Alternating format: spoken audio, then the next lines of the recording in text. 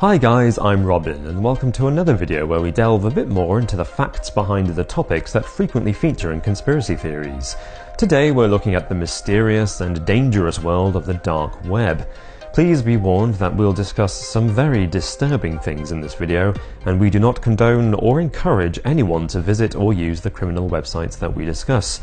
Nevertheless, this is the dark web declassified.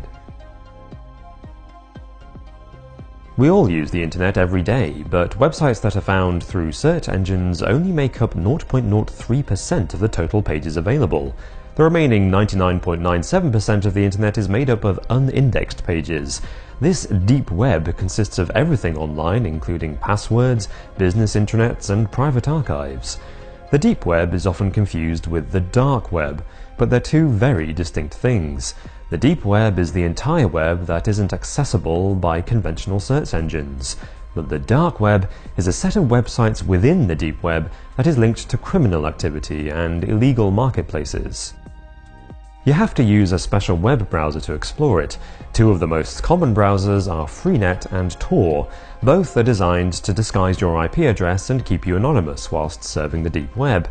Freenet was invented by Ian Clark in 1995 as part of his degree at Edinburgh University. His tutors weren't too impressed and they only received a B grade for the project. Tor, which stands for the Onion Router, is based on Firefox and is run exclusively by a group of volunteers. The browser disguises the user's IP address by bouncing signals around numerous computers all over the world. This makes it almost impossible to see who is actually viewing the material. Tor also gives users the option to run their own hidden services, like websites or apps, that can only be viewed using Tor. Some argue this is what led to the development of the dark web in the first place. The dark web is known for hosting some of the world's largest illegal markets, including the most famous one, Silk Road. That was shut down in 2013, but another drug marketplace, Atlantis, was discovered advertising on YouTube. Alongside drugs, items like guns and weapons are easily accessible, as is medical equipment including DIY vasectomy kits. Counterfeiting personal documents is also hugely popular, with passports, birth certificates and social security numbers ready to buy. Contract killers are also easy to hire. Targets can be taken out in 1 to 3 weeks, but typically they cannot be children under 16 or high-profile politicians. The dark web is home to extremely hardcore pornography and active paedophilia communities and message boards. Some of them require the sharing of paedophilic images in exchange for continued membership. A 2014 study discovered that 80% of dark web usage on Tor was connected to paedophilia, despite only 2% of Tor's hidden services being related to child abuse sites. Other sexual mores are catered for, including cannibalism. There are sites that describe how to kill and cook a human, and some of them also provide instructional videos of butchered people. There are also regular rumours of pay-per-view torture streams. These so-called red rooms are described as live torture streams where the audience can request certain acts to be performed on the victim for a price. But there's not much evidence these sites actually exist.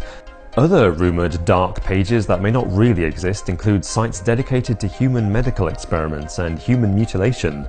Snuff films are easily accessible though, as are films of sexual assault on animals. But this arguably isn't the darkest content on the dark web. In 2015, Australian Peter Scully was arrested in connection to the creation and distribution of films that show the rape, sexual assault, torture and murder of children, some as young as 18 months. But it isn't just criminals who utilise the deep web. In 2015, the FBI ran the world's biggest child pornography site on the dark web. Operation Playpen was the FBI's plan to track down paedophiles that used the dark website Playpen. After tracing the site's location to North Carolina, the FBI moved the servers to Virginia, where they continued to keep the site open for an additional 13 days. Although the FBI did not upload any additional images, the site already contains 23,000 explicit images of children and received over 100,000 visitors whilst the FBI was running it. Operation Playpen allowed the Justice Department to uncover 1,300 IP addresses from the site. From these, 137 people have been charged with child pornography or paedophilia crimes. But this isn't the only time that the FBI have gotten involved in the dark web. In 2014, they worked with 17 other nations in Operation Onimus. This targeted illegal websites that were selling drugs, guns, and credit card details. It resulted in 17 arrests and the seizing of $1 million in Bitcoin, as well as 400 URLs, which is about 27 websites. In 2015, NASA and the US government began working on what they call Google for the dark net. The search engine, which is known as Memex, will be able to index and identify subtle activity patterns on the dark web. It aims to uncover crime rings by looking for patterns of adverts posted from certain areas or for recurring telephone numbers. Crucially, Memex will be able to check video, images, and pop-up adverts as well as text. On average, 360,000 Americans access the deep web through Tor each day, but they're not all using the horrific content we've discussed. Tor is frequently used by journalists to contact whistleblowers and dissidents to ensure their safety from their governments. People who live in oppressive regimes with state-regulated media also benefit from using data encryption.